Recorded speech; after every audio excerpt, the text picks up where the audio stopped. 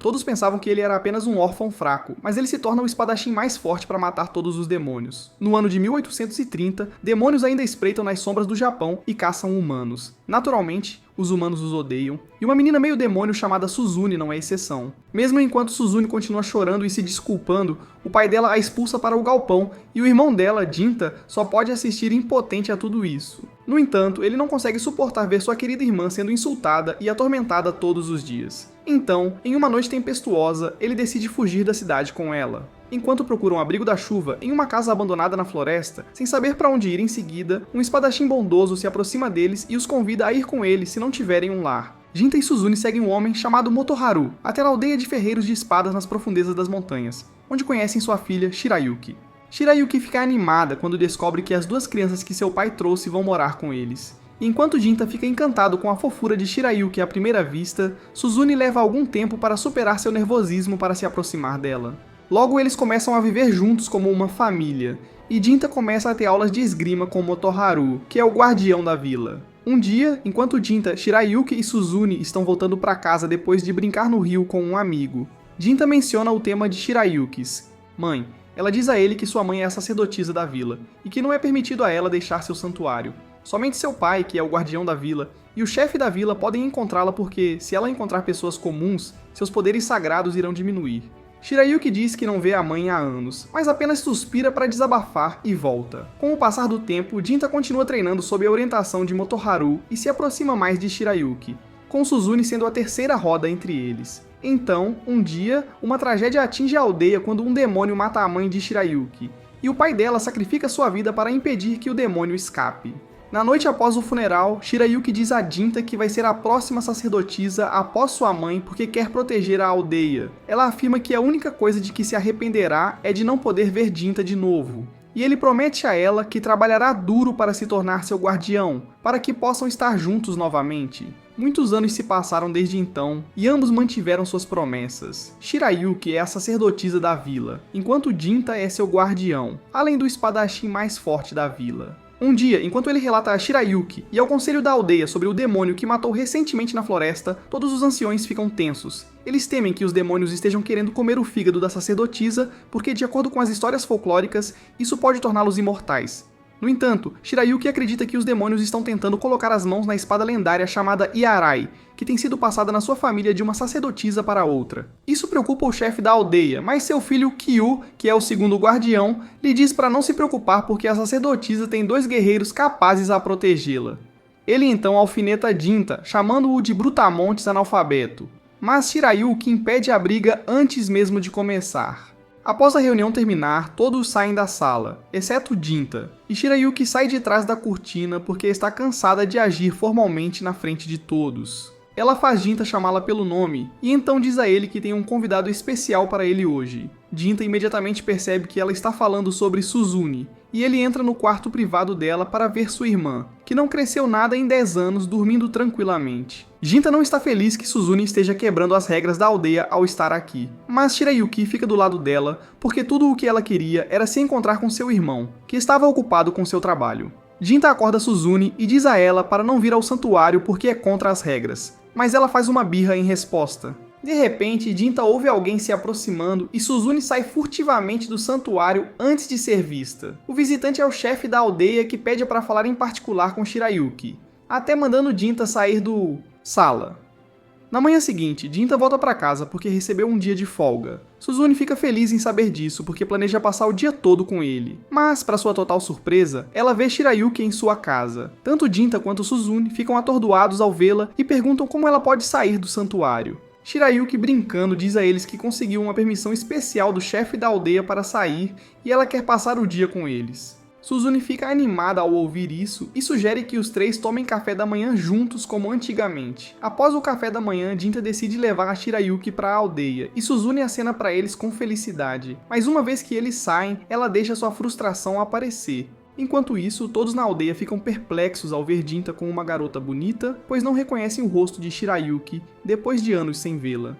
Até quando eles chegam ao restaurante de sua amiga de infância, ela não reconhece Shirayuki, e isso a deixa um pouco triste. Depois de passarem o dia inteiro juntos, Shirayuki leva Jinta ao exato lugar onde prometeram se tornar a sacerdotisa e o guardião da aldeia no passado. Lá, Shirayuki de repente diz a Jinta que vai se casar com Kyo, o filho do chefe da aldeia. Os olhos de Jinta se arregalam de choque e horror enquanto Shirayuki explica que o chefe da aldeia a aconselhou a ter um filho para proteger sua linhagem caso demônios venham atrás dela. Ele disse para ela se casar com seu filho porque ele é um guardião e um dia se tornará o chefe da aldeia. Shirayuki diz que aceitou a proposta como sacerdotisa porque isso é o melhor para todos na aldeia, mas ela diz a Jinta que ele é o único homem que ela ama e sempre amará. Ela diz que uma parte dela quer fugir da aldeia para começar uma nova vida com ele, mas sabe que ele nunca concordaria em fazer isso. Jinta afirma, dizendo que trabalhou duro para se tornar seu guardião, porque respeitou sua decisão de se tornar a sacerdotisa, e se abandonarem seus papéis, nunca poderão se enfrentar adequadamente. Ele diz a ela que também a ama e que continuará cumprindo seu dever de protegê-la e a aldeia de qualquer ameaça. No dia seguinte, Shirayuki envia Jinta em uma missão para caçar 2 demônios avistados fora da aldeia. Mas antes de ele ir, Kyo quer ter uma conversa com ele. Ele confronta Jinta agressivamente, perguntando como ele pode ser tão covarde e permitir que a mulher que ama se case com outro homem sem sequer reagir. Jinta friamente diz a ele que não se importa se for pelo bem da aldeia, e Kyo percebe que algo está seriamente errado com ele. Jinta simplesmente o ignora e vai para a floresta procurar os 2 demônios, sem saber que um deles já foi ao encontro de Suzune. Enquanto Jinta caminha silenciosamente pela floresta, o segundo demônio lança um ataque surpresa contra ele, mas ele consegue apará-lo facilmente. O demônio diz a Jinta que está impressionado com seu habilidades, mas Jinta não tem tempo para conversar e investe contra ele instantaneamente. Ele acha difícil cortar a pele dura do demônio no início, mas com o segundo golpe, ele consegue arrancar seu braço antes de desviar por pouco de um golpe esmagador. Em vez de ficar furioso, o demônio fica ainda mais impressionado com Jinta, perguntando o motivo pelo qual ele treinou para se tornar tão forte. O demônio pergunta por que ele empunha uma espada e Jinta diz que luta para proteger aqueles que ama. Ao mesmo tempo, a demônia se aproxima de Suzune, dizendo a ela que ela também é uma delas. Suzune nega isso freneticamente, agarrando-se à camisa de Jinta enquanto afirma que é humana. O demônio percebe que Suzune ama tanto o irmão que conseguiu dominar sua natureza demoníaca e permanecer humana. Suzune começa a contar animadamente ao demônio sobre Jinta, dizendo que ele é tudo para ela, e o demônio diz a ela que alguém está tentando machucar seu irmão, e ela deve detê-los. Suzune se recusa a acreditar nela, então a demônia usa seu poder de previsão para mostrar-lhe uma visão do futuro em que Shirayuki está se despindo enquanto começa a se beijar com Kyo. Suzune não consegue acreditar nisso porque ela tem certeza de que Shirayuki ama Jinta. Então, a demônia diz para ela ir junto para que possa ver a verdade com seus próprios olhos e ajudar seu irmão. Do outro lado, Jinta e o demônio masculino ainda estão lutando na floresta. Jinta pergunta ao demônio por que eles machucam os humanos, e ele responde que todos os demônios têm um propósito que não podem ignorar, e fazem tudo para alcançá-lo. Jinta diz que vai impedir o demônio de machucar alguém, e corre em sua direção enquanto o demônio aumenta o braço para enfrentá-lo de frente.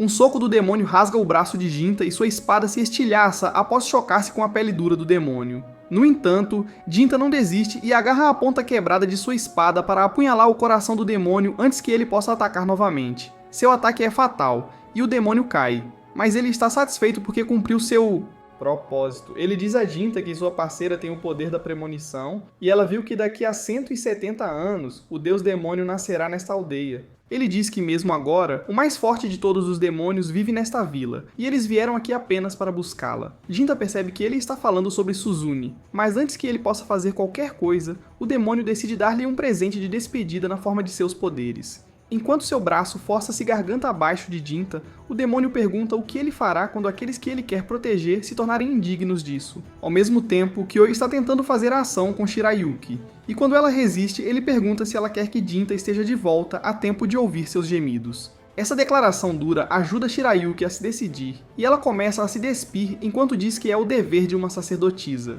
Kyo fica apavorado porque realmente não esperava que ela cooperasse. Mas quando Shirayuki está prestes a beijá-lo, a demônia traz Suzune para ver tudo com seus próprios olhos. De volta à floresta, Jinta acorda e, surpreendentemente, todos os seus ferimentos desapareceram. Ele imediatamente corre para encontrar Suzune, mas, para seu horror, a vila inteira está em chamas. Ele ignora todos enquanto corre para o santuário onde a devastada Suzune chama Shirayuki de vagabunda por fingir amar Jinta e depois se contentar com qualquer cara que encontrar. Shirayuki tenta explicar sua posição, mas Suzune se recusa a ouvir qualquer coisa. Ela começa a chorar ao dizer que também ama Jinta e quer estar com ele, mas ele está apaixonado por Shirayuki. Por isso, ela suportou tudo e se recusou a crescer, para que sempre permanecesse sua irmãzinha e ele pudesse ser feliz casado com Shirayuki. Shirayuki diz a ela que não pode fazer isso porque tem alguns deveres com a aldeia como sacerdotisa, e Suzune se irrita com isso. Ela arranca suas bandagens que cobrem o olho e começa a amaldiçoar Shirayuki. Vendo isso como sua chance, a demônio começa a manipular Suzune, dizendo a ela que deve salvar seu irmão de se machucar com isso, e matá-la antes que ela possa traí-lo.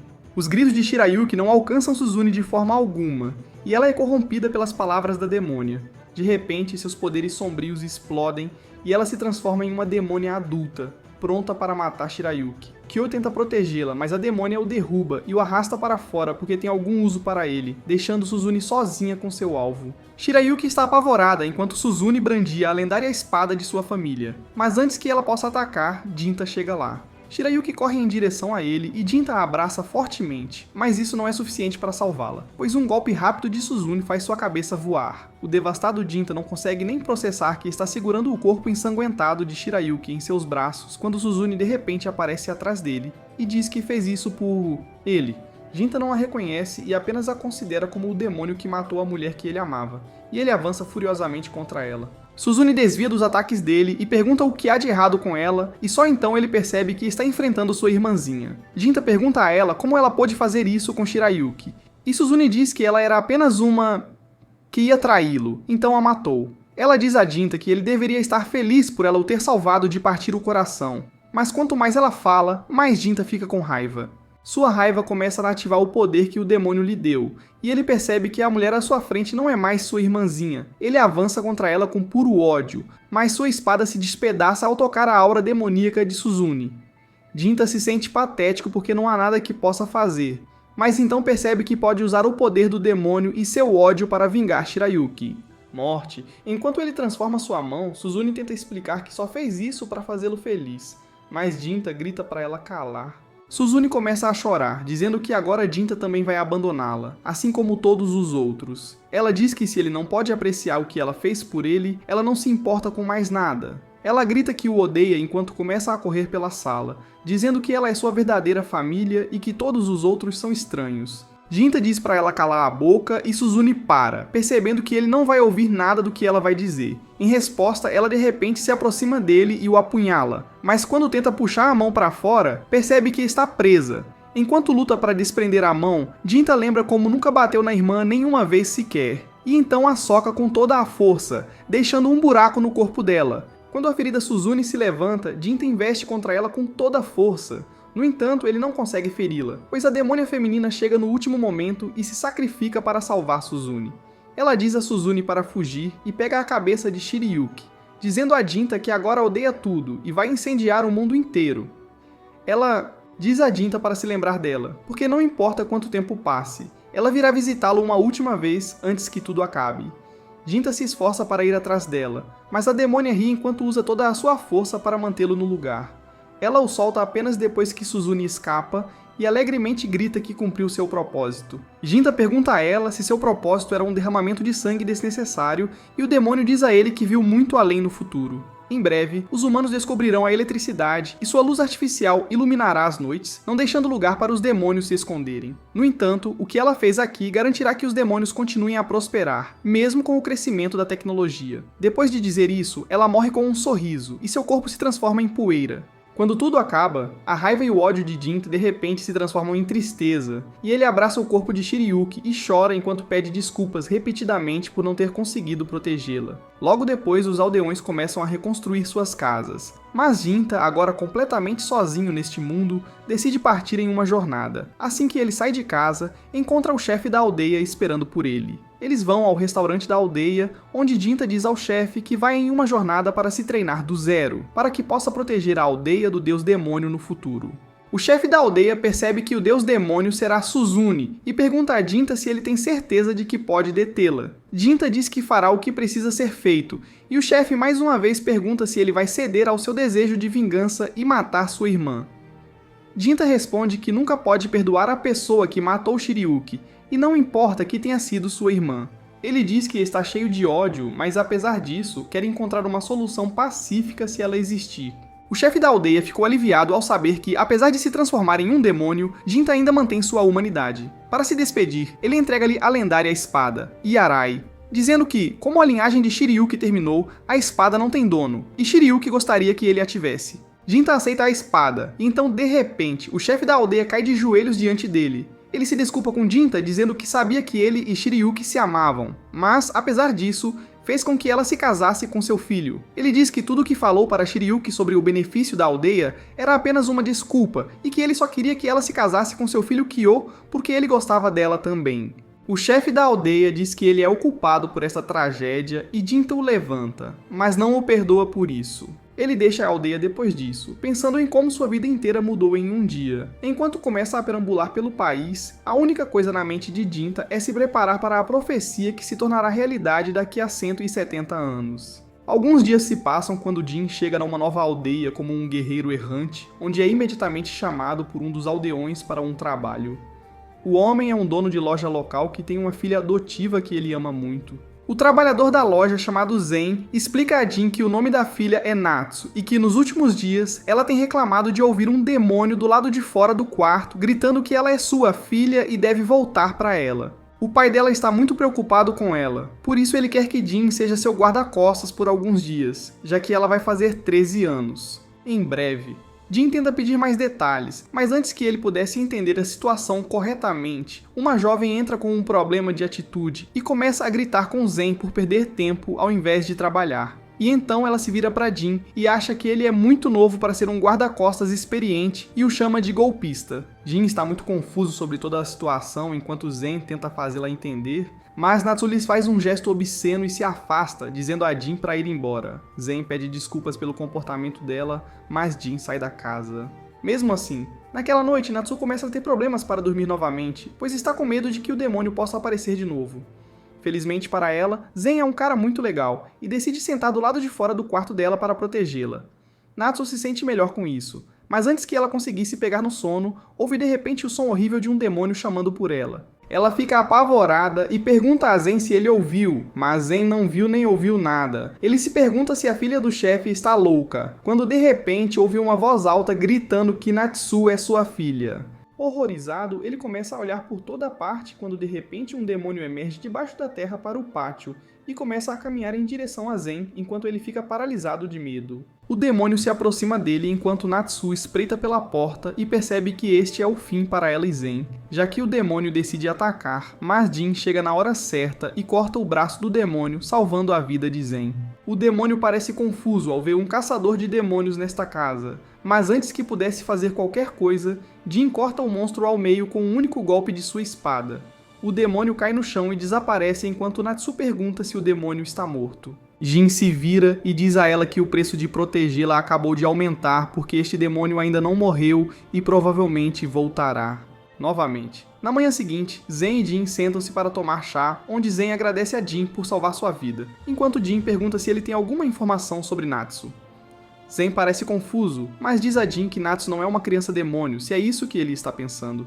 Segundo ele, Natsu é filha de parentes distantes do chefe, mas seus pais morreram, então o chefe a acolheu. Ele afirma que o chefe nunca a teria criado se houvesse a menor chance de ela ser um demônio, já que o chefe os odeia com toda a sua coração. Zen explica que há alguns anos alguns demônios mataram sua esposa e sequestraram seu filho, o que o destruiu completamente. Mas felizmente, Natsu entrou em sua vida naquela época e lhe deu o apoio de que ele... naquela noite. Natsu dorme um pouco mais relaxada e feliz, já que seu pai adotivo se importa definitivamente com ela, pois contratou o caçador de demônios mais forte da área e porque tanto Zen quanto Jin estão guardando seu quarto, garantindo que nada a machuque. Jin decide perguntar a ela sobre o filho do chefe, mas Natsu se recusa a responder e pergunta se demônios podem nascer de humanos. Jin lhe diz que eles podem nascer do encontro de dois demônios, às vezes de um demônio e um humano, mas também há a possibilidade de que demônios nasçam de emoções negativas puras como raiva, ira ou ciúmes. Enquanto ele estava falando, o demônio de repente aparece do nada mais uma vez e começa a gritar com eles para devolverem sua filha. Jin imediatamente entra em ação e com uma combinação rápida, derruba o demônio no chão, sentando-se em cima dele. Ele percebe que esse demônio não é inteligente o suficiente para conversar e pergunta a Natsu se deve matá-lo. Zen fica chocado com isso e grita para ele matar o monstro, mas Jin afirma que quer saber de Natsu o que ela quer fazer. Ele afirma que mesmo que ele mate o demônio, ele reaparecerá novamente, já que está sendo criado pelas emoções negativas de Natsu. Natsu não consegue acreditar no que está ouvindo, mas percebe que Jin está falando a verdade. Ela começa a pensar sobre como, mesmo que seu pai adotivo prometesse que a amava, ela nunca realmente acreditou nele e esperava que, se um demônio viesse matá-la, ele pudesse realmente começar a amá-la. Mas Jin diz a ela que ela tem que enfrentar seus sentimentos e se livrar dessas emoções, pois essa é a única maneira de o demônio não reaparecer. Natsu começa a chorar, mas decide que já basta, e grita para Jin matar a besta, pois acredita que seu pai realmente a ama. Isso foi o suficiente para Jin, que rapidamente corta o demônio ao meio, matando-o instantaneamente, enquanto Natsu respira aliviada. Ele lhes diz que o pesadelo acabou, e que agora eles devem dormir bem. A garota com problemas com o pai logo começa a roncar em seu quarto enquanto Jin permanece do lado de fora, lutando com seus próprios sentimentos, já que até ele continua sendo visitado pelo mesmo monstro, que é basicamente a mãe de Suzu.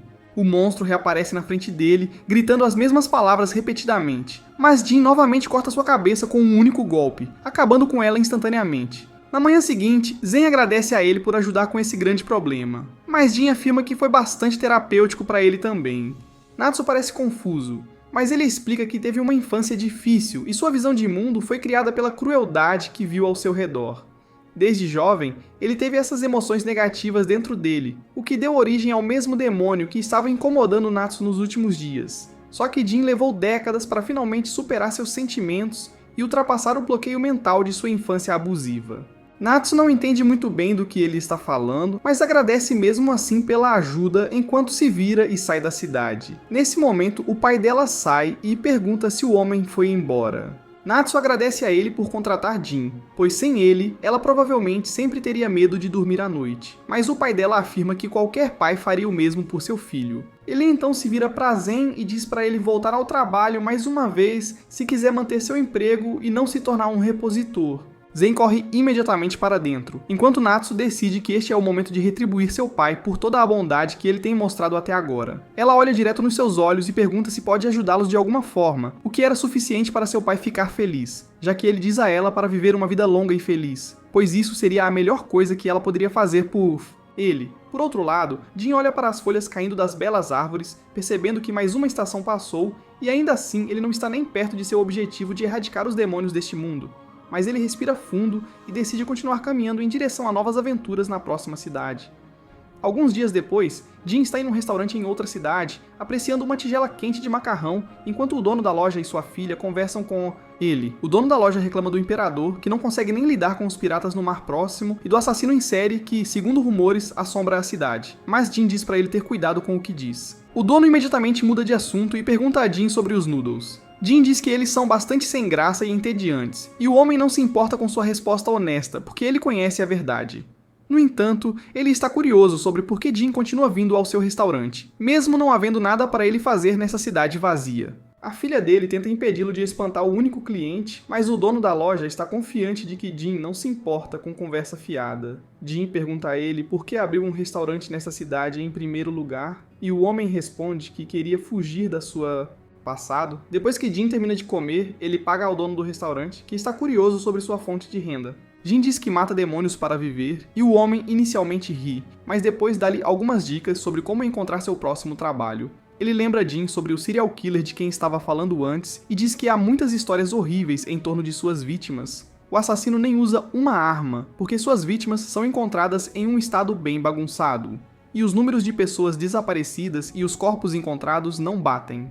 Jin agora está curioso sobre este caso e descobre a localização da área de atuação do assassino em série antes de sair. Mas a filha do proprietário vem lá para avisá-lo para ter cuidado à noite. Jin diz a ela que agora é adulto e que ela não é sua mãe para se preocupar com ele. Mas a garota diz a ele que seu comportamento nervoso e emo só prova que ele ainda não é um adulto. À noite, Jin vai para a ponte onde o serial killer deve estar. Mas após não ver sinais dele chegando, Jin decide voltar para sua pousada. No entanto, ele ouve uma mulher gritar quando está prestes a sair e corre em direção ao som para encontrar 3 pessoas mortas na rua. Não há ninguém por perto, e Jin examina as 3 vítimas para ver seus ferimentos.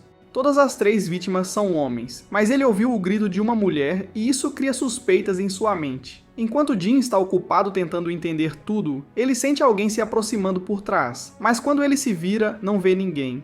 Ele ainda permanece alerta e bloqueia o ataque de um demônio invisível antes de tentar contra-atacar, mas não consegue acertar o que não pode ver. Jin tenta localizar o demônio, mas de repente suas costas são cortadas por um ataque invisível e quando ele se vira, o atacante já se foi. Jin está furioso agora, então decide parar de se conter. Ele libera o poder demoníaco de seu braço enquanto espera o demônio invisível atacá-lo, e em seguida o acerta com toda a sua força, quebrando sua lâmina e lançando-o longe. Jin consegue ferir o demônio desta vez e, então, pede para ele voltar a papiar atacá-lo.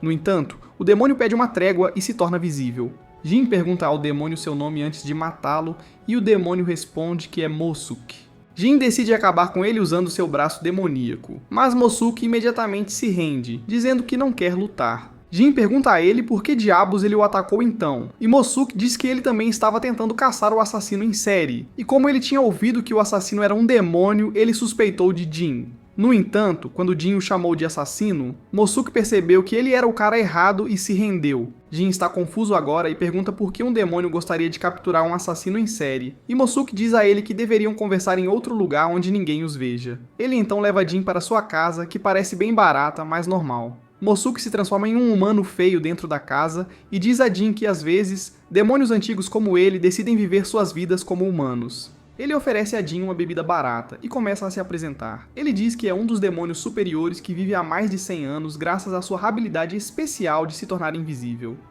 Jin comenta que ele é bastante fraco para um demônio superior, e Mosuke responde nervosamente que são chamados de demônios superiores por causa de suas habilidades despertadas e não por sua força. Ele admite que alguns demônios superiores são mais fracos que os regulares, e ele é um deles. Depois disso, tanto Jin quanto Mosuke dizem que não são o assassino em série, e como demônios não podem mentir, eles acreditam um no outro.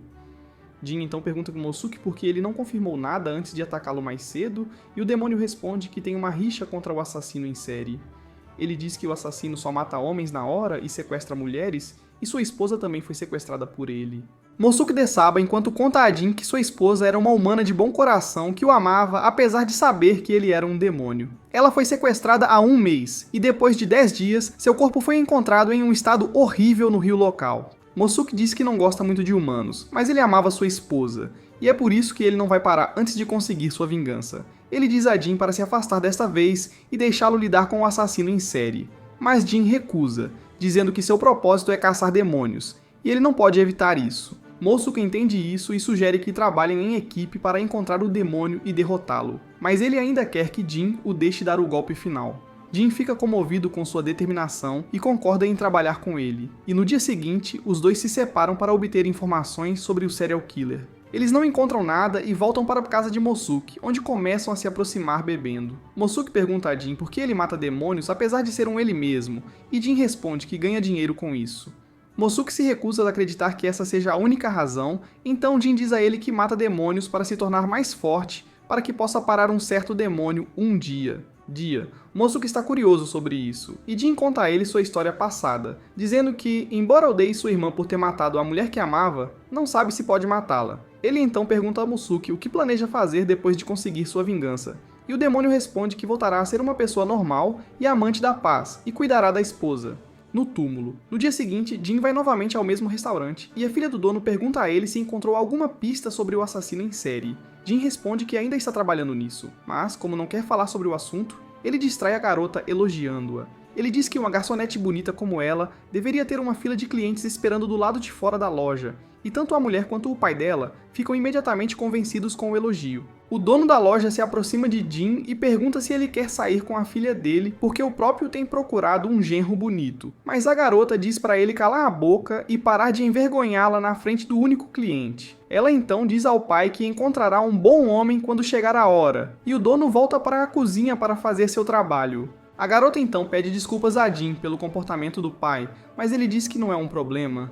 Ele comenta que o pai dela parece amá-la muito, mas a garota percebe alguma questão profunda com o pai nessa afirmação e pergunta a Jin se o pai dele não o amava.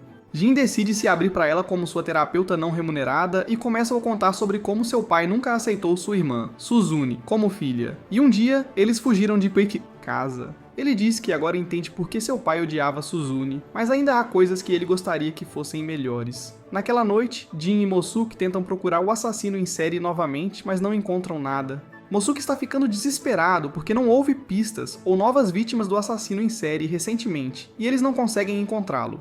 Jin diz para ele ter paciência quando de repente vê a filha do dono do restaurante, Ofu, olhando para alguns flores. Ele decide acompanhá-la porque não é seguro que ela esteja sozinha à noite, e Mosuke fica invisível e vai para casa para dar-lhes privacidade. Jin pergunta a Ofu por que ela está ali sozinha, e ela lhe diz que adora ver flores ao luar. Ela fala em detalhes sobre as flores à sua frente, e após ouvir seu desabafo, Jin se oferece para escoltá-la. Casa. Se você gostou deste vídeo, por favor, considere se inscrever e assista ao vídeo na sua tela a seguir. Bem pessoal, esse é o fim do vídeo. Se gostou, comente para a próxima parte, se inscreva no canal e deixe o like. Obrigado por assistir e até a próxima.